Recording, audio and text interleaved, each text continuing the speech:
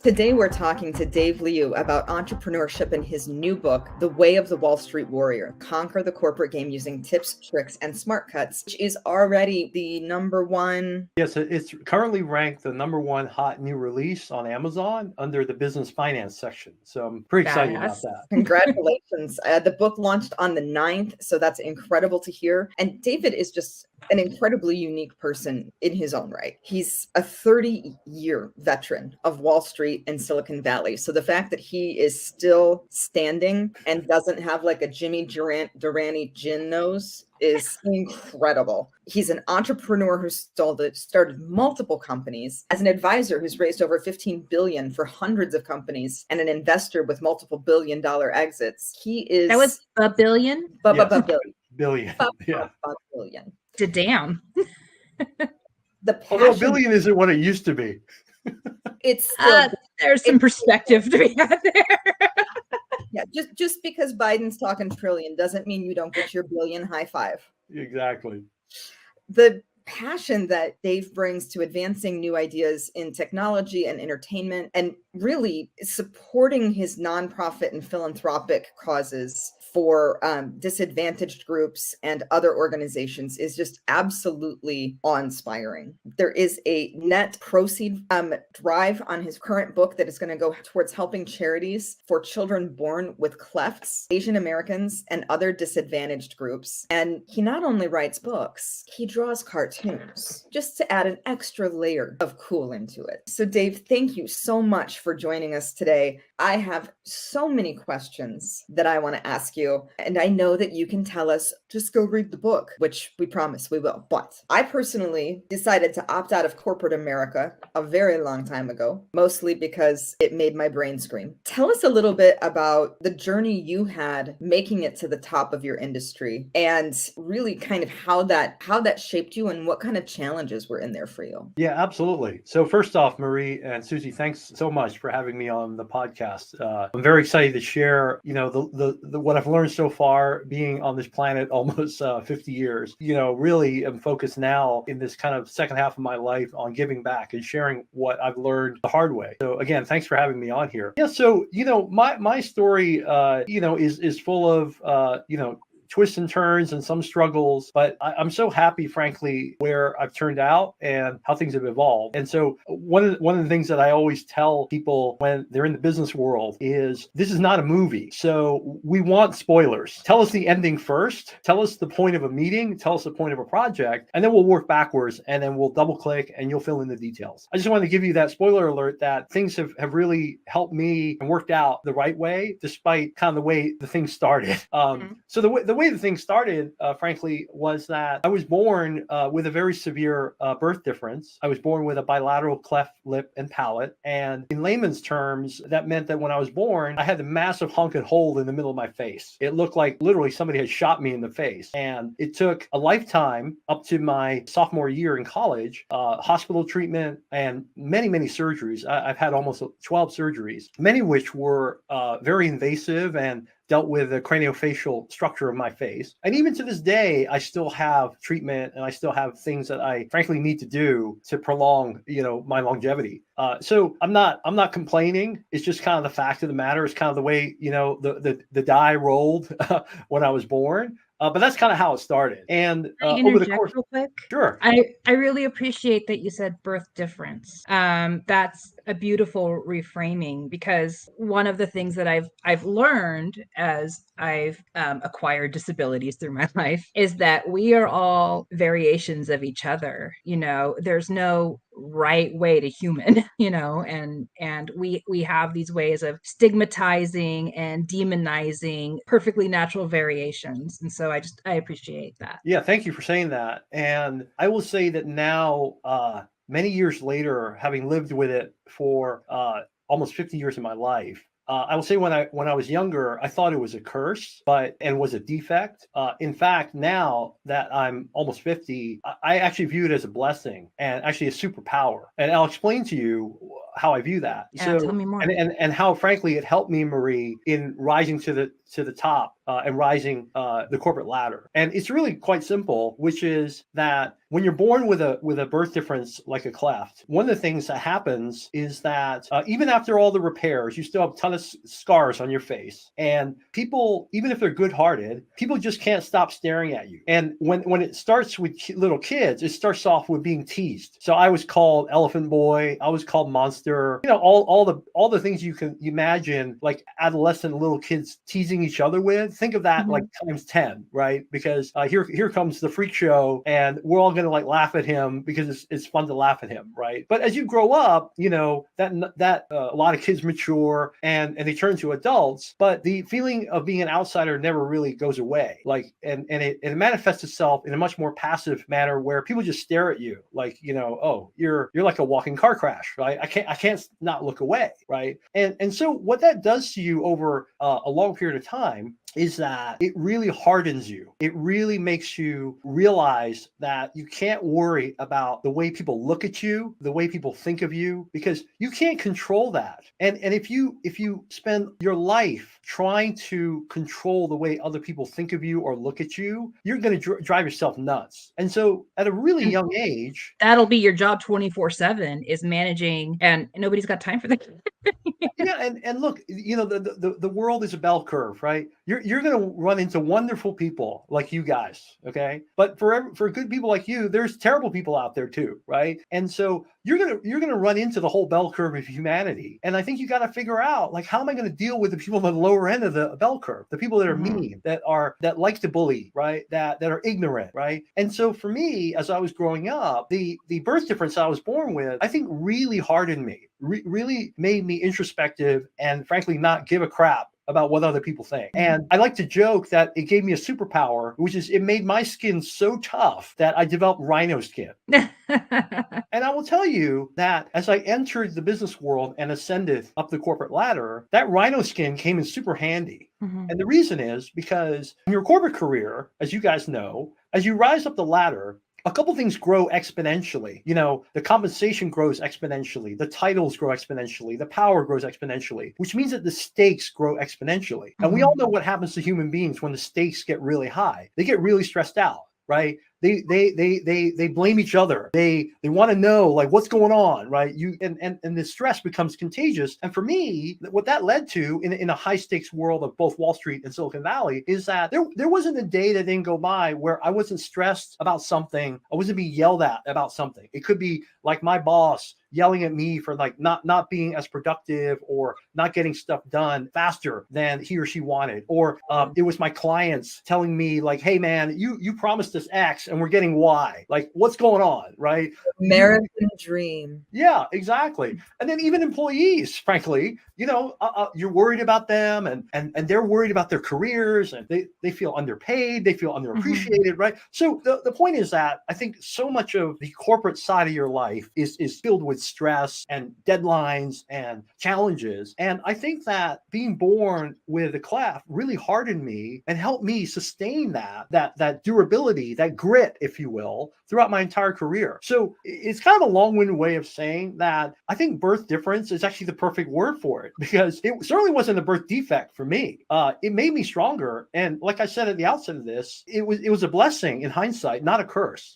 So knowing that none of us are making it through this life without some challenges being from a variety of different angles, we were all told that there was something that was being held for us in this land of opportunity. What do you think the biggest or the most damaging myth about the meritocracy is? I think that it exists.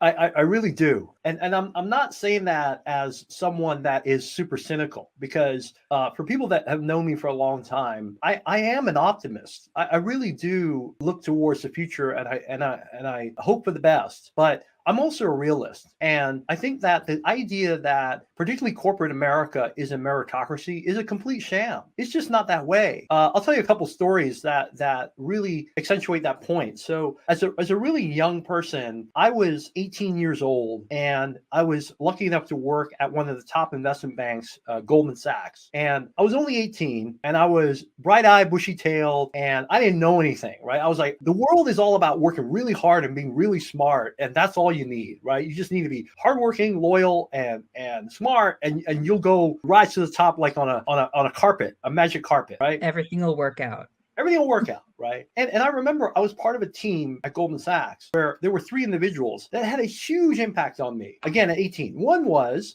this guy, and I talk a little bit about this in the book, but I changed their names because nowadays you can figure out who all these people are by just going on LinkedIn. So there's one person that was kind of a mid-level guy. He was Asian American. He was smarter than everybody in the department. He worked harder than everybody in the department, but he never ever broadcast himself. He never promoted himself. He was just like the ultimate worker bee, and he was super smart, right? Then there was another guy who was kind of his equivalent, who if he worked 20 hours a week, that was a lot. So this guy would come in late, leave early, and the rumor was that the reason why this guy had so much rope was that he was related to some senior person in the firm. So that was my first taste at a young age of like this idea of like nepotism. And then their boss was this guy who actually didn't work that hard either, but he had a magnetic personality. I like to characterize him as like he was like the Jerry Seinfeld of The Office. Just people gravitated to him. He was so fun to be around. Like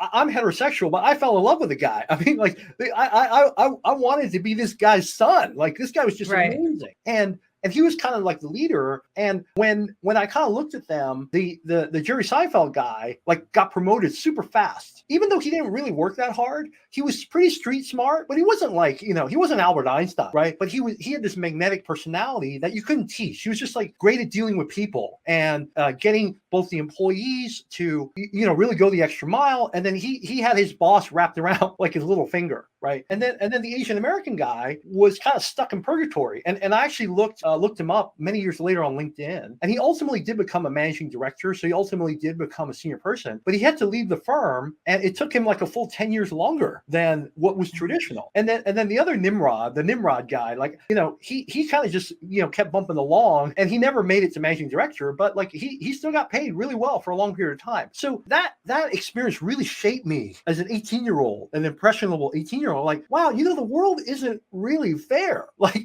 this is not like what you read about in textbooks, and it's certainly not what they tell you when you're growing up, right? They don't tell you like, you can be a Nimrod and actually get paid more than a guy who's working really hard but doesn't promote himself. And I will tell you, but if you're the nephew of a high-powered Nimrod, you can go really far. Yeah, you effectively won the genetic lottery because you're related to the partner, right? And I will tell you that after 30 years of being in the corporate world, I have seen that same movie scene so many times. I can't even count it anymore, right? But I give you that one because that was like the inaugural like movie scene for me. That was the inaugural scene where I first got a taste of like, this is not like a meritocracy. In fact, it doesn't really exist. And then the second is really more my experience on both Wall Street and Silicon Valley. And what I would say is that I have worked with thousands of companies in my career in both industries. And there's some really interesting things that I see, patterns that I see that are very common among senior management. And it's the following. And I'm sure when I say this, you guys will nod your head because every time I talk about this, there's always like agreement, okay, in some manner when I trigger your memory, right? And it's the following, right? We all have or have worked with bosses in some part of our career where we're scratching our head and like, how is this person my boss? Like, seriously, how is this person here? Like, how do they have a job? How does the company tolerate this person, right? And the reality is that person isn't necessarily really good at the things that you think are good for the company. But what they are is they're great at something that the company values. And sometimes that actually is kissing ass. Sometimes that is, particularly if you work in a company where maybe it's a little bit more, kind of like it's not all about growth. It's not all about revenue, but it's more about like, who, hangs out with the boss's son or who can make sure that they're, I like to joke, like they're the chief historian of the company, right? And the chief historian of the company is the person that kind of knows like what's going on, what's the history. They know not only the org chart, but they know the shadow org chart. Right. They know where all the bodies are buried. Right. We all know people like this. Right. Where, they've been around so long, they're older than the furniture. Right. But that's kind of their superpower. Like they're the chief historian. And that's what makes them valuable to the company. They add so much context, maybe not like, financial value, but context and culture and all of that. Or they simply have something that the company as an organization values that you don't think really adds up. And most of the time when you're younger and you're less jaded, frankly, you kind of compartmentalize it into, well, companies should value people that work really hard, are really smart, and generate a lot of money or whatever value the company or kind of measures. Like if they generate one of those three or all three, those should be their rising stars. But we always find exceptions to that. And that's why when I see that in Wall Street, I see it in Silicon Valley as well. That's when I reaffirm my own belief that this whole idea of it being a meritocracy is kind of a sham. And the sooner you figure that out, I think the better you are in your career. Because frankly, I do believe that's actually one of the major drivers of dissatisfaction in jobs today. There's lots of surveys and lots of news hitting the news cycle right now about people leaving jobs in droves and,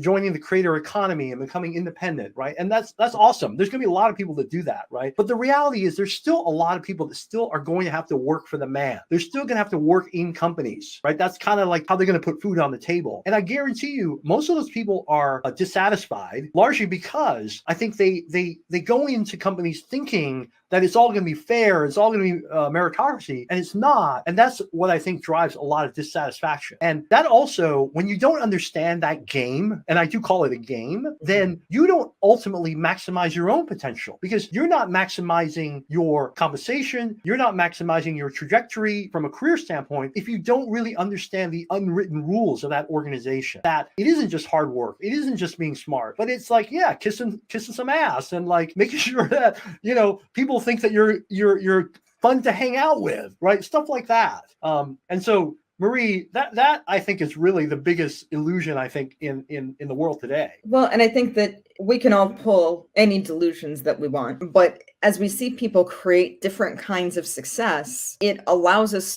to really open up the spectrum of what kind of life can be created. Because if the past year has taught us anything, it's that the 9-to-5 is not for everybody, and that not everybody really wants to be paid for hours that their ass is in a chair, as opposed to the talent that they bring to the table. So I always find this interesting, especially for those that are coming out of a corporate world and have been entrepreneurs and have seen as much business circulate as you have. What do you see changing as we go towards the future? And did that have any impetus on you writing your book? So yes and no. So my transition out of the corporate world and into more of an entrepreneur was really personal driven. I didn't want to become like a cliche absentee dad. I also there's so many things I wanted to continue to explore in terms of my interest level and creativity that I couldn't do it in an investment banking world. You're under very strict deadlines and you have to generate a lot of value. Or frankly,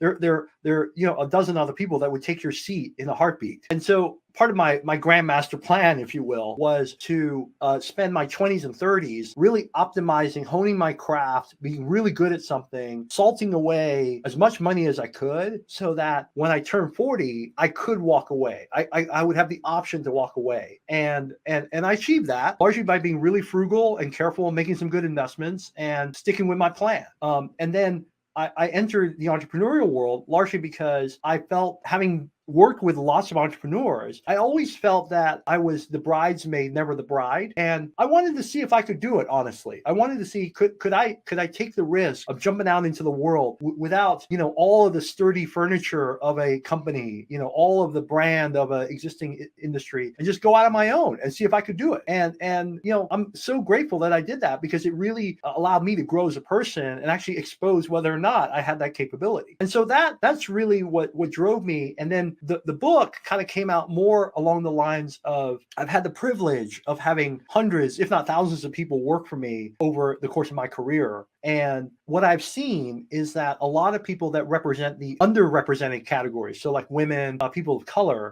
I've seen so much frustration when their career stalls in some manner, and it's typically around the middle management area. And I didn't want that for my boys because, again, these are things that I learned the hard way that they didn't teach me at Harvard. They didn't teach me at Wharton, right? Nobody taught me any of this stuff. And so I actually started to scribble out like a manifesto with a lot of little tips and tricks that work for me. Things like, how to make alliances, how to conduct myself in a meeting, how to make an impression, right? How to negotiate compensation, how to get promoted, like all these things that again, like work for me in the practical real world, right? And weren't based on some framework that, Harvard was pushing, right?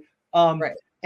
And that original manuscript actually turned into the book. And the reason why I was willing to turn it into a book was because I convinced myself that I could turn it into a much bigger project to help humanity, either by sharing these ideas with people that feel underrepresented, who feel the system is rigged, and they're looking for any additional advantage to get ahead in some manner, right? And also, I knew I could use it as a fundraising tool where I could give speeches to organizations, and those organizations could raise money around the speeches I gave, or I would pledge, as I've said, all the proceeds from the book to charity. So that's really what kind of started it. But I'll be really honest, it really started off with a little bit of a selfish motivation to help my boys. I wouldn't say selfish, but I guess more familial focus. And then it exploded into like this whole book project. I think the second part of your question is really interesting, which is what do I see in the future, and how do I see the timing of writing this book? Okay, so hopefully this isn't a spoiler alert. Okay, not everybody's going to be a successful entrepreneur.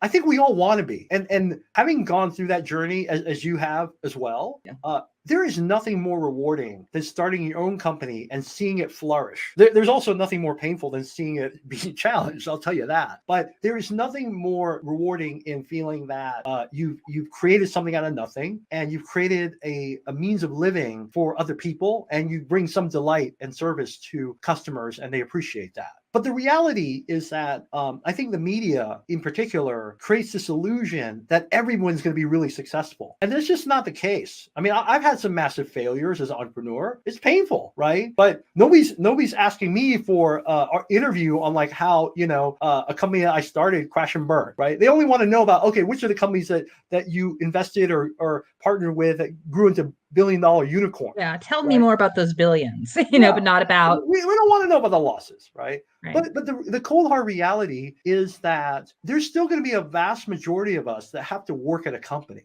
It's not going to be a company that we started. It's going to be a company where there's going to be people, and with people comes politics. With people comes the corporate game. And so I felt that by writing this book, even given all the changes going on technologically, I felt that writing this book would still be something that could help a lot of people for a long period of time, as long as the corporate entity exists, as long as there are people working for a company where women and people of color are still underrepresented and still feel like, hey, there's a whole bunch of unwritten rules here that I don't know about that I need to figure out really fast, or I'm going to hit a plateau. So I think the content is timeless. I will say that I'm really excited about a lot of new innovations happening in the corporate world and the way corporations are set up. And not the least of which are things like, things that we're seeing in the crypto world and things with decentralized organizations. So I think you're going to see a lot of innovation on how companies are set up and how decisions are made. But I still think that will be for a very, very small percentage of companies. The vast majority of us will still have to figure out, how do I work in a corporate environment where I got a boss, I have employees, and I need to navigate the corporate ladder to be successful. Well, and to really see that ladder for what it is, since we were just kicked 20 years down it. Yeah, exactly. I was just reading the new numbers came out about gender pay inequality, and the lowest ranking demographic right now is Latina women. And in the article, it tied to, corporate culture, but also like Latina culture about asking for money and so it doesn't just come from corporate, it doesn't just come from inequality, but there's cultural components. Have you come across that? And I guess when do you assimilate to corporate culture, and when do you buck the system? Like, does your book talk about like how to make those decisions? Yeah, it does. And, I wouldn't be a true Chinese American if I didn't borrow from Sun Tzu, the warrior philosopher general. And, he taught this over 5,000 years ago, which is, sometimes you need to lose the battle to win the war. And that has guided me throughout my career. there's times to fight and there's times when not to. And what I tell to my colleagues of color and people that are underrepresented is you got to get in the game first. You got to get in the game. If you start to exclude yourself or you don't bridge the gap with the majority, and in many situations it's white men, you're not even going to get a chance to play. So what you got to figure out is, how do I thread that needle where I'm assimilating, I'm building affinity with an ethnic or gender group that isn't me, so I can get in the game? And then how do I ascend as fast as possible so I can amass power and then make the change I want from within? And so that's kind of what's guided me in my career. And to kind of like hone in on that for me personally, as an Asian American, one of the things that Asian Americans suffer from is the model minority myth, which is the myth overall that was created almost half a century now, that is, I think, is really embedded in American society, which is that, all Asians are hardworking, conscientious, they follow rules, they don't break the law. Many of them are rich and wealthy, and they don't need any help. And they're better at math than I am. Exactly. Like, if you need somebody to calculate the tip to pay a waiter, where's the Asian guy in our group? Like, give it to him. He'll figure it out. Oh, trust me, I know plenty of Asians that are terrible at math. So that is definitely a myth. Okay.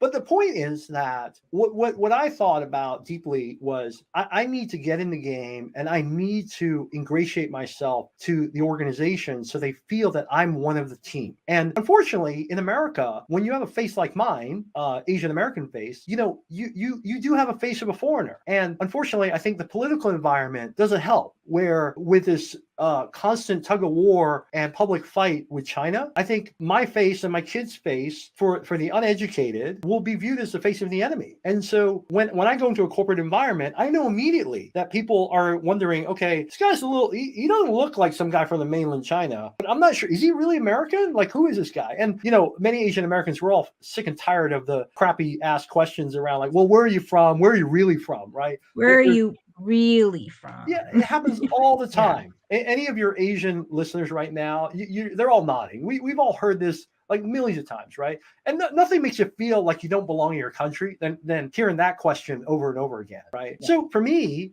what I did was I tried to figure out, how do I build affinity with this different ethnic group so that I don't lose my Asianness, if you will, but I also don't rub it in their face. So, and it starts with really small things, like, for instance, cuisine, right? Like I happen to like eating tripe and occasionally chicken feet, right? But I'm not going to rub that in my colleague's face, like, to show them, hey, look, I'm a little different with a couple fingers sticking out, chicken feet.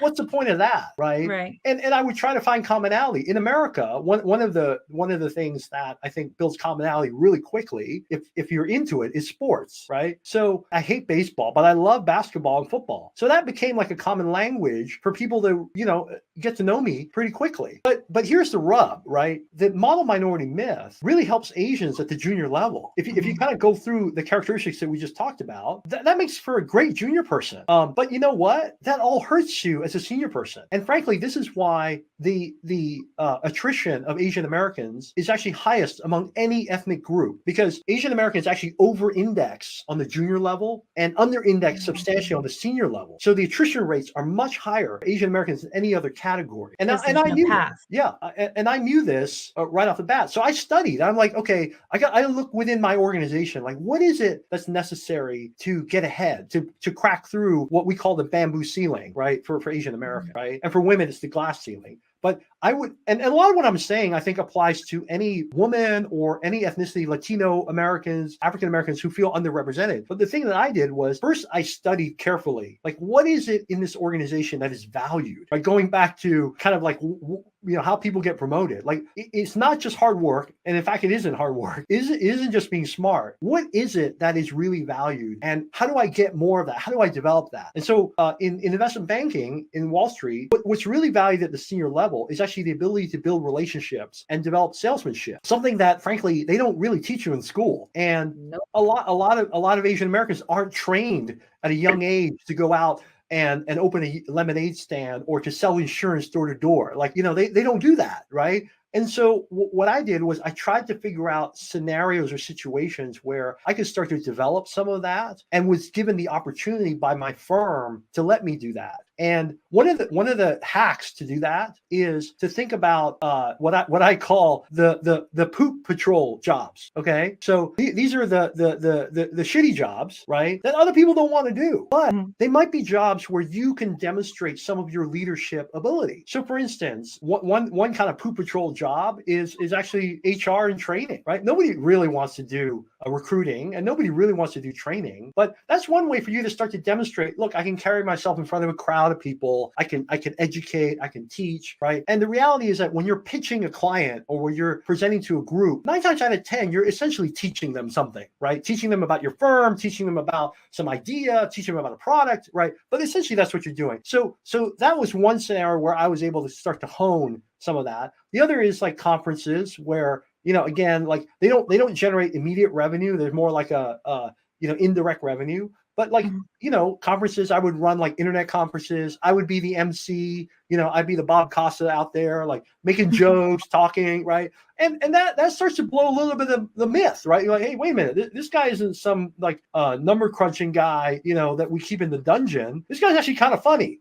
Like this guy's actually, clients seem to kind of like him. Like he's actually, got a little bit of gravitas, right? So you start with that, and then you like an evolutionary scale, you kind of walk up the evolutionary scale, and then what you start to do is you start to ask for live ammunition drills. Like, so you start to ask for, hey, can we got this meeting in Chicago, and we're pitching a big client on a hot IPO, right? And I'm like some mid-level banker, and I'll tell my boss or my boss's boss, hey, could I stay over in Chicago for another day? And I want to meet all these other VCs or all these other companies, right? And just like tell them a little bit about our firm, right? And don't worry, like if any of these turn into revenue opportunities, you guys will get the revenue, right? So it's kind of like no skin off your back, like it's the sleeves off your vest. Like I'm going to go quote unquote waste my time one more day in Chicago, and if anything turns into something, like it's yours anyway. And then what I would do is like when I spend those days in Chicago, like I'd be practicing like hell. Like I'd be practicing my shtick, right? Hey, is this working? Is this not? Like, am I building a relationship with this VC or this entrepreneur or not? And I'll be honest with you, like when I first started doing it, I was freaking terrible. Like I was absolutely terrible. I wasn't reading the room.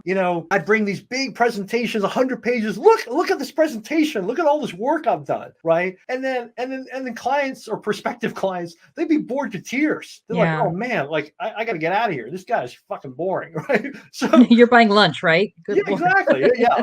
Okay. At least I got a latte or a sandwich out of it, right? But then over time, you do enough of that, you start to figure out, oh, this is working, this is not, right? And then, eventually you start to develop your own book of business. And then before you know it, like you start to generate some revenue. You start to become part of the money machine of the company. And that's ultimately how I was able to kind of move up slowly and negate some of those biases, those model minority myths that we're all plagued with. And so like, I'll say the last thing on this, right?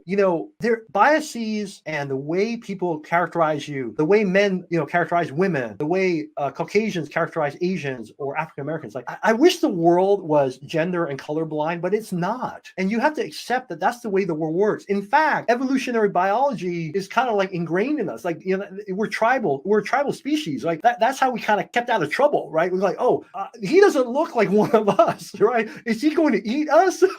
Right? And so I think my personal philosophy is you've got to accept that that's part of working in a diverse corporate environment. And what you need to figure out really quickly is what are the rules that help you ascend in that organization? And then what are the biases that can actually help you in your career? And then what are the ones that are hurting you? And how do I negate those ideally as fast as possible or like over time? And that's frankly what I did. And so I think, and I hate to do this, but we've got to pull to a close. And I think some of the big things that I'm taking away, Dave, are that it's not so much about always recreating the game, but it's about looking at the game from a different perspective so that you can identify what is actually happening as opposed to what we think should be happening to get us to the top. And that's no matter what skin you come in, what diversities you come into this world with, or what things you think are supposed to be handed to you. There's always going to be a path with a few bumps on it, but there is a path. There is, but I largely because of the way I was,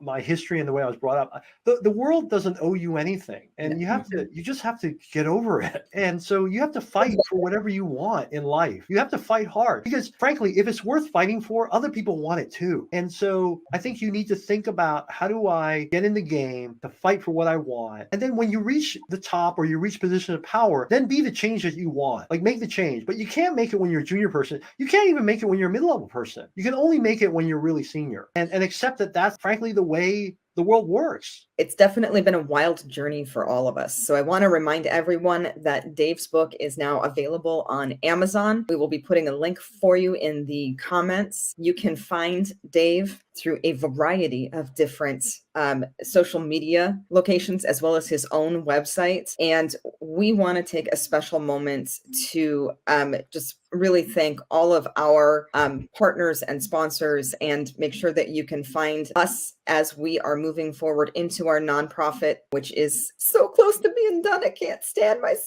And just a word from Clutching Our Pearls, because we talk a lot about the different kinds of life that you can craft for yourself. And if corporate life is one for you, first of all, it is absolutely acceptable that you say, this is what I want, and this is the kind of seat that I want at the table. You also don't need to play by the same old book of rules that we've always been handed. So thank you again for all of our listeners. My name is Marie Hale with my fearless co-host, Miss Susie Shattuck. And we would like to say, go get them, Tiger. Go create your own. Thank you, Dave. Thank you so much, Dave. Yeah, thank you so much. Bye-bye.